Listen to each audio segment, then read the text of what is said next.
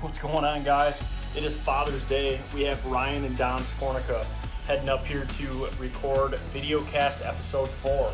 Super excited to get those guys up here, get them in front of you, talking about Illinois, deer hunting, all kinds of good stuff. Check it out. And then all that kind of stuff. Yeah, perfect. Rise Hunt videocast. Okay. Hey guys, thanks for watching again this week. This is the Rise Hunt videocast, and this week we're going to be doing something a little different. We're doing, since it's Father's Day week, we are going to do a Father's Day videocast season. So my name is Ryan Skornicka, and this is my dad, Don. Hey y'all. And yeah, so we're going to do a little Father's Day thing, talk about father and son hunting a little bit, and then kind of dive in a little bit into where we're at now and where we're at in today's hunting, and kind of some of the tactics that we use, and basically that. So I want to start kind of with how I got into hunting. He had me in the tree stand when I was 4 years old. I was almost 5. My birthday's in November, and so we're in October. He had me in tree stand. I was almost 5 years old. We were hunting state land up in Big Rapids. That's kind of where I cut my teeth in hunting a little bit. Yeah, lots of snacks, and trying to keep him awake. And squirrel come by, you shoot toy arrows at it with suction cups on them. Yeah.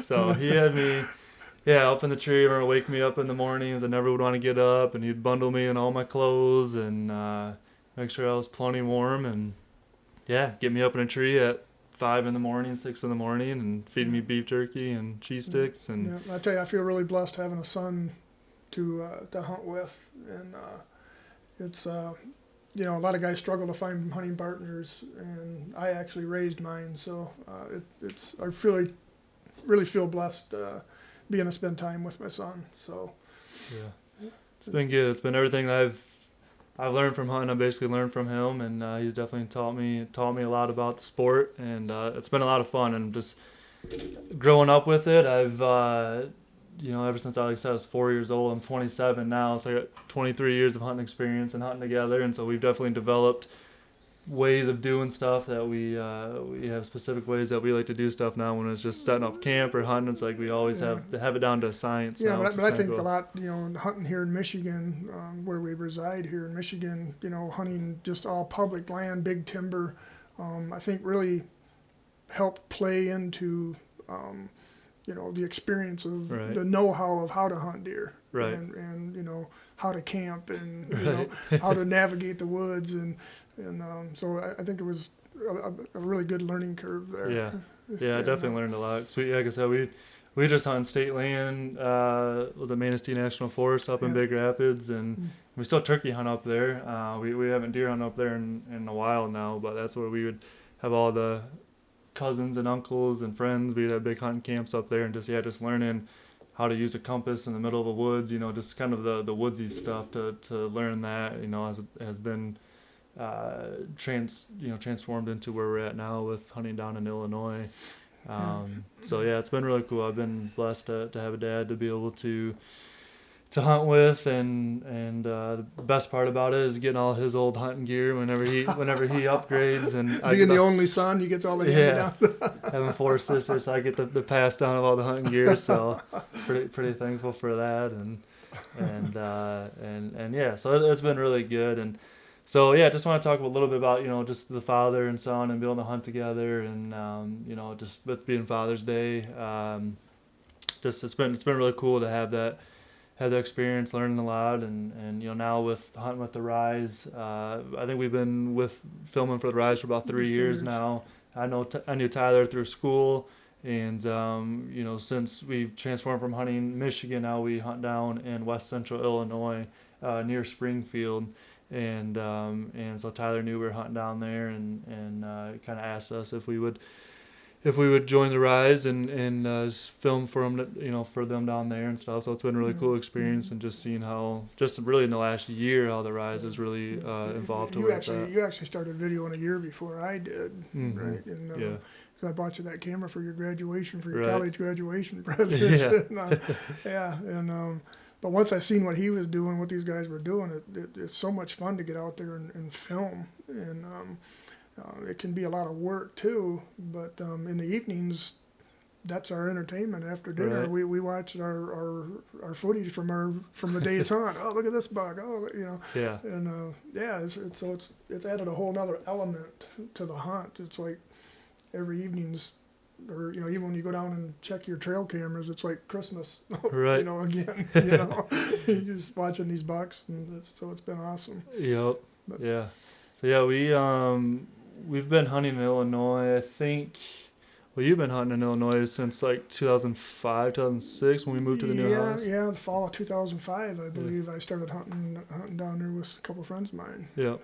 Yeah. Yep. And so, but then I hunted with them. We hunted Morgan County and Brown Yeah. County, and but we hunted with them, and then that property got sold, and then the two of us got on that property down there in Ohio. Yeah, we started. And because once you start hunting down the Midwest, down Illinois and places like that, I mean it's tough to come back and hunt that public land in Michigan. Right. And so so we kind of got bit that way, and so we hunted Ohio for 2 years, right?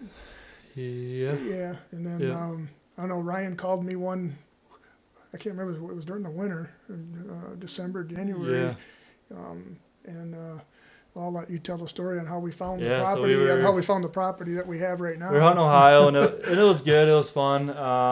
It just wasn't the same as what we were used to hunting in Illinois, and so I remember I went on one day. I was bored, and I made a really nice professional Craigslist post basically, and put some pictures of some deer that we had shot and some of the deer in our basement and stuff, and just did a real nice written up professional looking Craigslist post of, hey, father and son looking for, to lease some hunting land.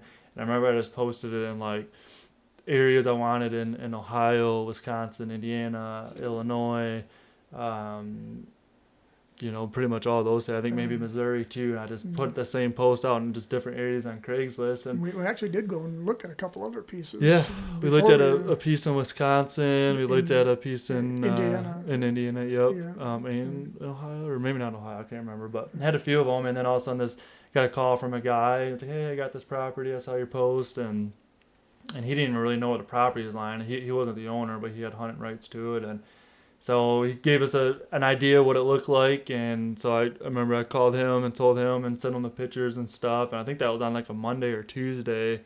And we drove down that weekend, that Friday or Saturday. We drove down and walked the property, and it was 312 acres, and it was a pretty big chunk, and walked the property, and we really liked it. We found a lot of big big rubs and some scrapes from the past season. And because honestly, like if you are going to look at property, that's the best time to do it is, February, March, when the snow, maybe a little bit of snow on the ground or a lot of snow just had gone off. You can still see all of the sign from last year's hunt season, all the rubs and scrapes and runways and stuff like that. And so that we happened to catch it at the right time and could see that there was a lot of deer activity down there. I thought we were in deer heaven.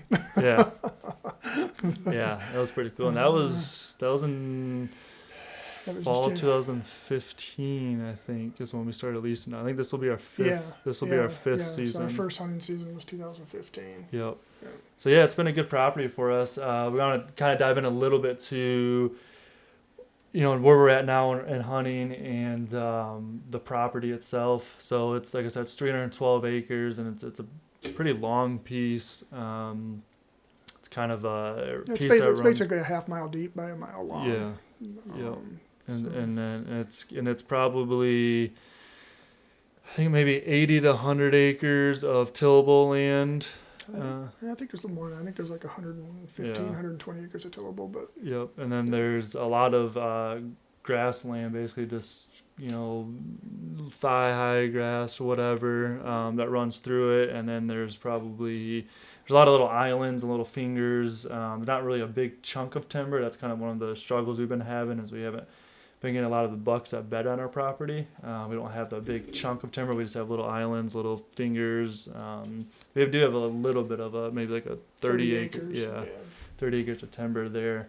And so it's been a good property for us, and it's taken us 3-4, this will be our 5th year now, to really learn the property and really learn how the deer move on it and we've made a lot of mistakes hunting it, and just involving and learning on how to access the farm. I mean, last year we had a pretty dry fall, and so we have a creek that runs straight north-south right in the middle of our property, basically, and with big 20-foot banks on it. And so we figured out a way from the road. We kind of went through with the chainsaw. We cleaned the whole river bank out so we can walk that river down, and we can get all the way to the north end of our property without having to expose ourselves to any of the fields. And so that worked to get to some of our stands that normally we were not able to get to, because one of the downfalls with the property is we really only have access from the south side.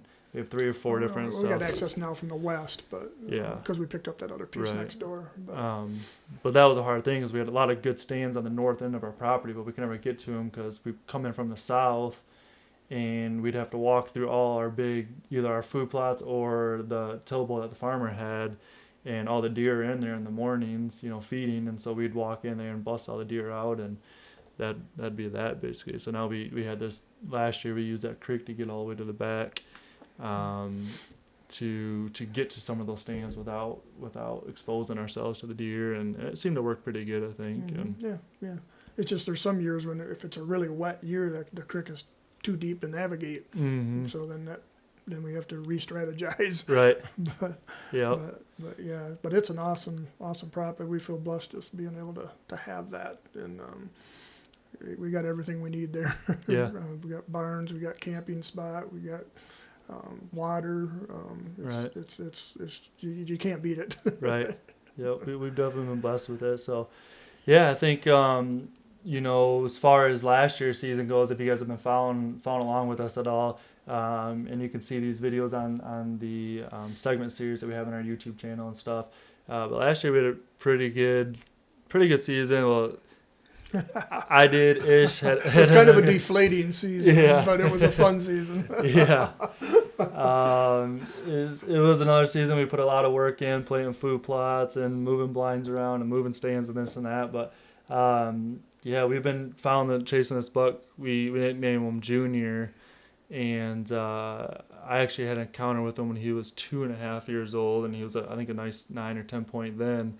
And we just been watching him over the years. And when he was a 3-year-old, he actually blew up quite a bit. It's 150-inch deer as a 3-year-old. No. Mid-140s. Yeah, whatever. But he, my dad had an encounter with him as a 3-year-old. Yeah, as a 3-year-old. Right? Yeah, 2 encounters with him that year. Yeah, and had a shot opportunity and just shot underneath him, just missed him. But I'm glad I missed him, because after watching the footage, I realized he was only a 3.5-year-old. Right. And I had another encounter with him later that season, and chasing a doe. He was chasing a doe, and but he was out of archery range, but I had a really good look at him, and he definitely a 3-year-old. Yeah. And so I'm glad I missed him. Yeah. So that was 2 seasons ago, and then last year was a 4-year-old. We didn't really have any encounters with him. We had trail cam pictures of him. I seen him one time. Yep, you saw him leaving. Yeah, right? It was right at dark. Yep, I seen him one time. And he blew up from a 3-year-old to a 4-year-old. He got super wide, lost his brow tines. His brow tines actually went down, but he was had split G2s on his right side, right? And blew up as a 4-year-old, but we didn't have too many encounters with him. And so then this year, now as a 5-year-old, he was still a big deer. He didn't really get any bigger, really any smaller. He pretty much stayed the same. Yeah. And but we were just trying to get a lot of pictures of him. We kind of knew now, after following him for 3 years, where he liked to hang out and stuff. And we had these 2 fields that were like 80 yards from each other, and they were both like an acre in size fields. And it got hard in the past. So we had them planted both in food plots, and it'd be like you'd be sitting on one field, and deer would come on the other field, and you'd sit on that field, and then come on that field. So finally, we decided to get rid of one of the fields and just move everything to that one. Make the other one bigger. And, yeah. And it actually a more secluded field too. So that was Ryan's idea, and it worked really well this year. Yeah, we combined everything to that one field. It was a pretty cool looking field, and we moved one of our blinds on the south end of it, one of our tower blinds that we had, and we moved it in the south end, and then we had a ladder staying on the north end, so we could hunt on a north wind or a south wind. And And so yeah, it was October 6th this year.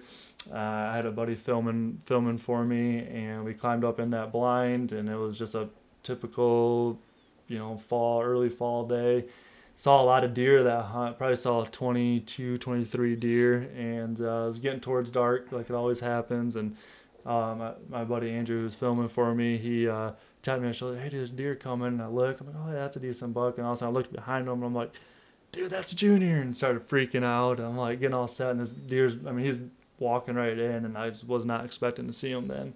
And he come walking in, and I'm trying to get my rangefinder on him, and it's stuck on my release. I'm trying to get that, and it's just like it's crazy in the blind, the whole blind shaking and moving, and finally I get my rangefinder up, and he's coming in, and it just, everything happened so quick, and he stepped right in my window, and I just quick pulled back, and he wasn't like feeding, he was just cutting across that field at a pretty good pace. And so I tried to stop him, and I stopped, and I think it kind of alerted him a little bit. Yeah.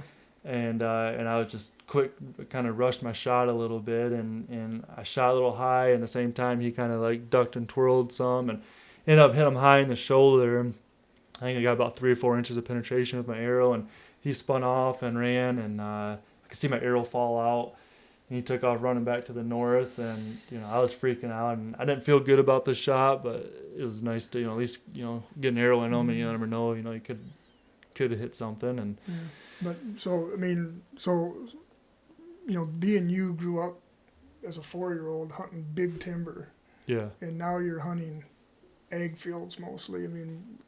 What that transition has been for you as far as it's honestly made things a little easier, because when you're hunting ag fields like that, pretty much where the deer are going to go to in the afternoons. The deer live by their stomach, so they're going to, afternoons are coming to the food, and evenings the mornings they're in the food going back to the bedding, and then the evenings they're walking out there. And so if you can figure out where they're bedding at, figure out where their main food source is, and then set up somewhere in between there or on the food source, I don't say it's not easy, but it's a little bit more predictable, I guess. Yeah. So we got the one pocket of timber on our farm, and we've typically avoided going into the timber, let the deer come to us out on the edges. But last year we did set up a stand a little bit further into that timber. We moved that one stand, and basically we've been able to get in and out of there by using that creek. And I've had some good encounters in that timber. Yeah. So it seems kind of good to get back in and hunt some timber. Right. But so that was a good move last year on that stand. But anyways, yeah, with the Junior story, never ended up finding him that night.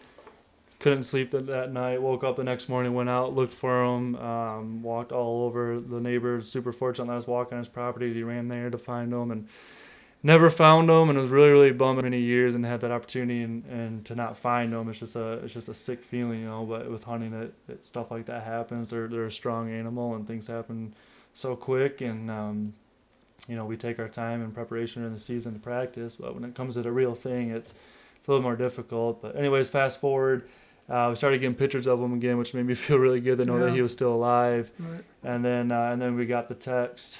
And our good friend, our neighbor there, he ended up taking him, shooting him during shotgun season. Shotgun season, yeah. Second season, actually. Yeah, yep. Second season shotgun. Yep. Yeah. And so he ended up getting him, which we were happy. Obviously we would have loved to gotten him, but he's a good friend of ours. And we had our opportunities, right, for sure. Yep. And he got him. He ended up scoring 153, I think, a nice 10-point. And so it was a good deer. But so we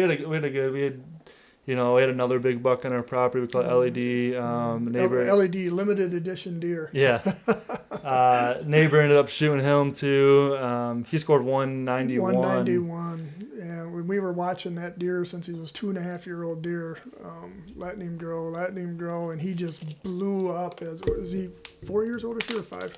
5 years old? 5 this year. Yeah, and he just blew up from 4 to 5, unbelievable. And so we were down there 2-3 times during the summer, and he was actually out in our soybean fields, the ag fields, the farmer plants there, right behind our camp, and literally probably 250 yards from our camp.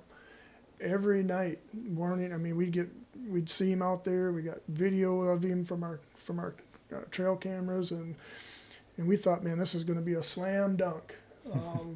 So he gets down there the first weekend, opening weekend of the archery season, and we set up a stand just for that deer, and climb up in there and no show, and never seen him the rest of the season. No. And so what we've learned from that deer was he basically, once he went hard-horned and the acorns started dropping, there's a big section of timber on the other side of the road, and that's where he migrated to, and would only come over onto us every so often to find another doe, I think. But Right.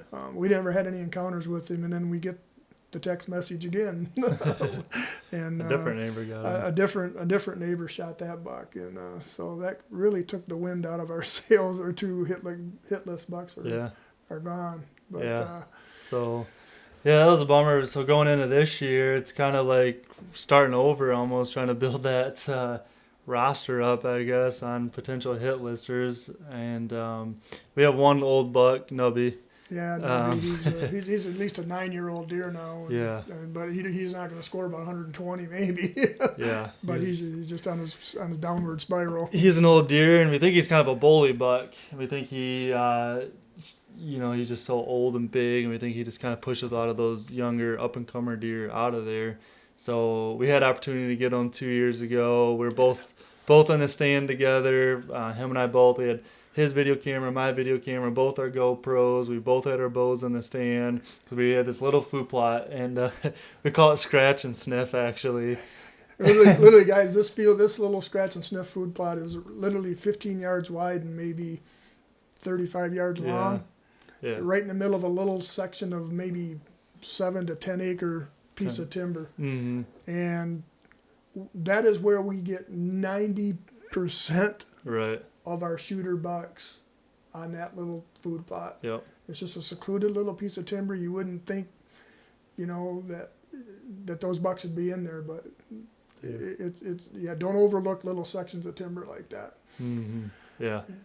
Yep. We went in there, and the first year we got the lease, and there's already a little bit of a cleared out area, and so now we've kind of got it mastered now to where we go in there with sprayer and we kill it, and we have a push mower and just a real junky push mower I got for free. Once all that grass is dead, I go in there and lower the blades as low as I can go and push mow this thing, and with the hand rake sit in there and just rake all that stuff off, and so it takes a lot of sweat. Because you can't get any equipment. Yeah. You can't get any farm equipment in there. Yeah. So it takes a lot of sweat and a lot of work. But we get in there and basically plan it in. We call it scratch and sniff because we just use this throw and grow stuff that we would put in there, and he could never remember the name of it, and he'd be like, "Did you get some of that scratch and sniff stuff or whatever?" And so that's kind of how we came up with the name. It just stuck. But yeah, we were both hunting. We had a stand right there, and we knew this buck Nubby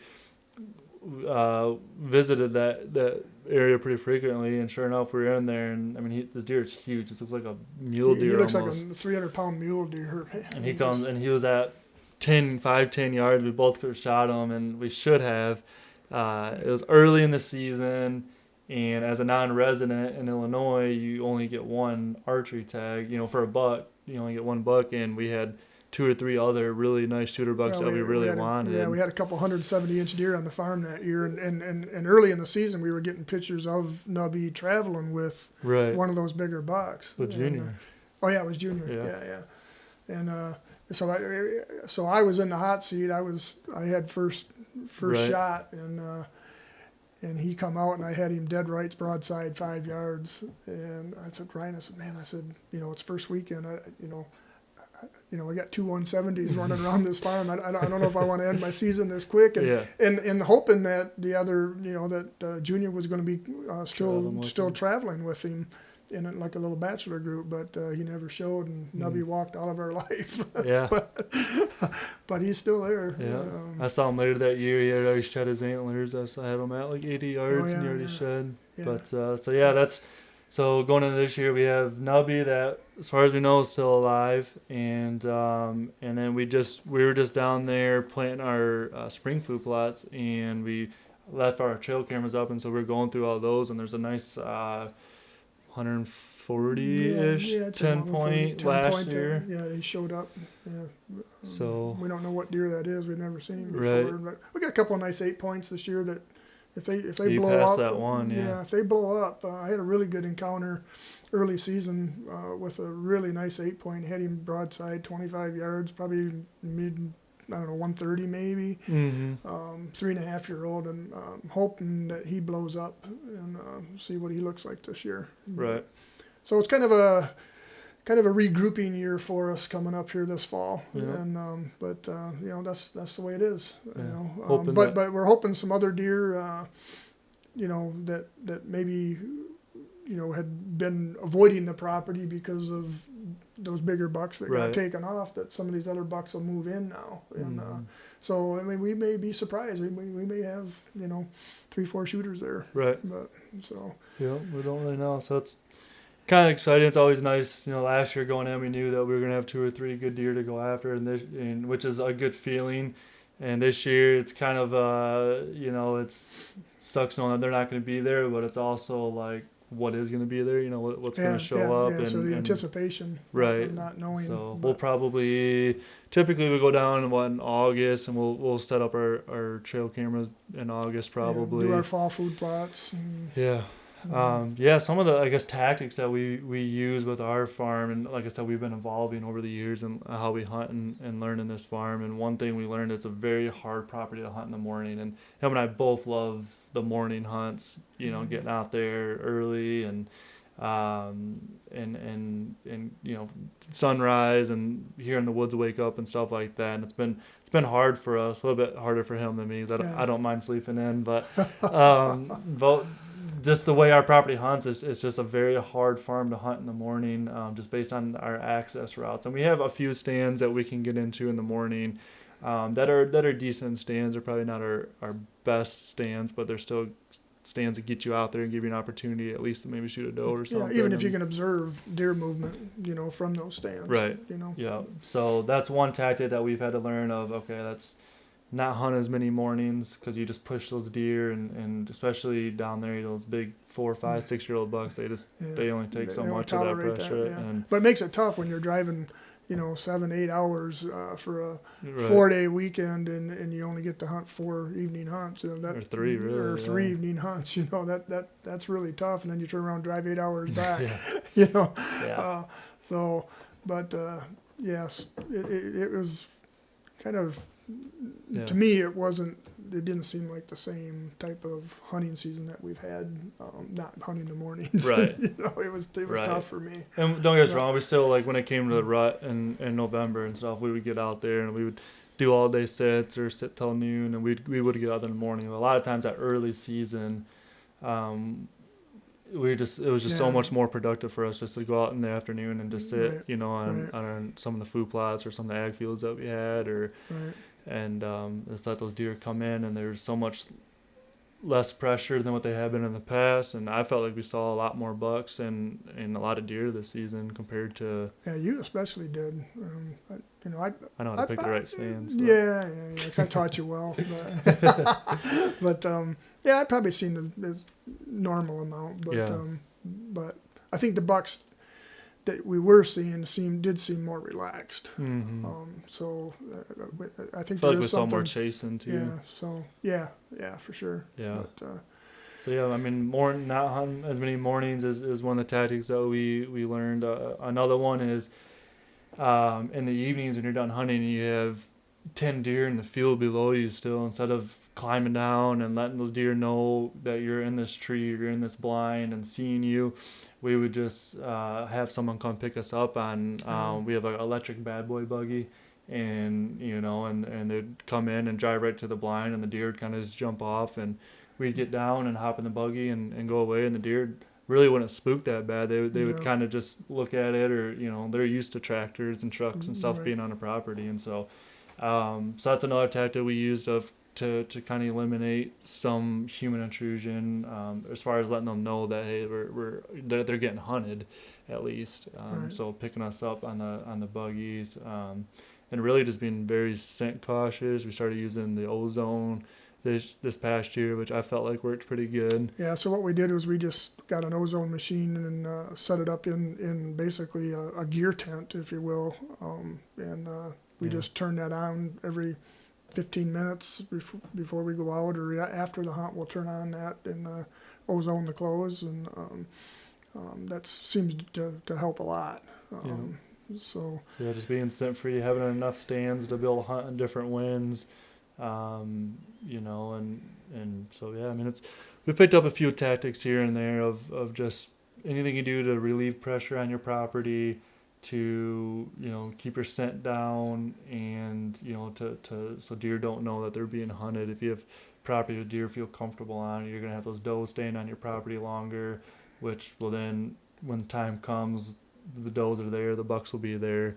Like I said, we don't really have a ton of deer that bed on our property, especially bucks. We have a few doe bedding yeah, areas. we've got quite a few doe bedding areas actually. But buck wise, we have big chunks of timber to the south of us and to the north, and a lot of those bucks bed on that property. They got nice ridges and acorns and stuff like that, and so our really only hope is that they either follow the doe under our farm, or that they're just coming in to eat, you know, either our food plots or our farm fields that are there, and that we can catch them in that travel time, basically.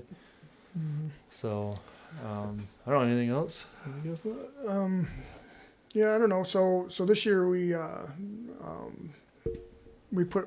last year we did put up another tower blind, and you know, hunting those food plots like that from tree stand. I mean, we do have tree stands, hang-ons or ladders, but I just think those tower blinds, even though ours are the soft-sided blinds, I definitely still think they help cut down on the scent. So I think that's been a big addition too.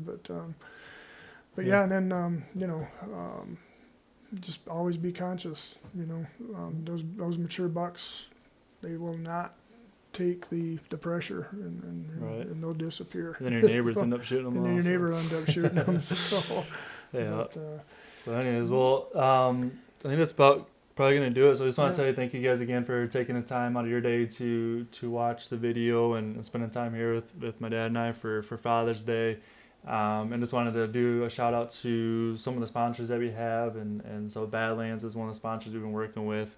Really started with them last year, and awesome hunting apparel. I love it, man. They got some great features, great ideas, very high quality, and you will not beat their warranty. No. I mean, they stand behind every product they sell. And you've sent back a pair of pants, and they fixed it the one time, and then got you a new pair or something. And they're fantastic. And it was funny too. We have another guy that hunts on lease with us, and he's more of the old timer kind of guy with hunting, and he's got just the typical camo pattern. And this winter we're out there, and I was standing next to him, and we took a picture, you know, just for fun, and then we're looking at the picture, and it's like, holy crap, like looking at the Badlands camo versus what camo used to be, and just how light it is and how it breaks up, and I mean, you virtually disappeared, and he stood out like a sore thumb. Yeah, so that's pretty cool. And then Xpedition Archery, we just hooked up with them. This is the first year with them. Just got my new Mountaineer, and it's been shooting really good for me, so I'm excited to continue practicing it throughout the year, get used to it. And I had the same bow for 9 years or 10 years, and so it's been a change for me, but it's good, all the new technologies, and I'm excited to use that this fall and kind of see how that goes. Stic-n-pic, another one, we've used their products. We have those things are awesome.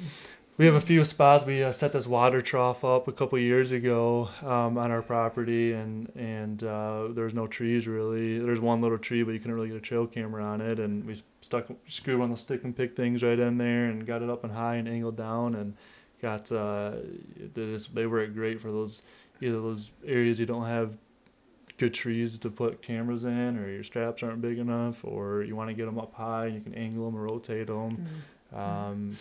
Backforty buck calls, that's another one. Great grunt calls, pretty simple, awesome. work good. I had a few bucks react to that this year, and then just recently we hooked up with a Huntwise app. It's a new hunting app on your phone, and I'm excited to really learn more about that. Me too. I am too. See what it pulls up property lines and who owns them.